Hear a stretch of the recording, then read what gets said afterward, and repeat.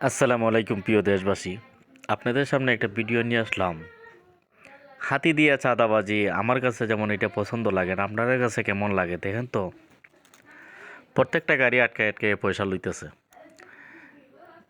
ঈদের দিন হঠাৎ আমরা গ্যাস লইতেছি আর দেখলাম ভিডিওটা বানাইলাম। আপনারা কমেন্টও লিখবেন যে এটা কি যুক্ত হইলো বানিয়াচং আনাজে কানাজে বানিয়াচং রোডে।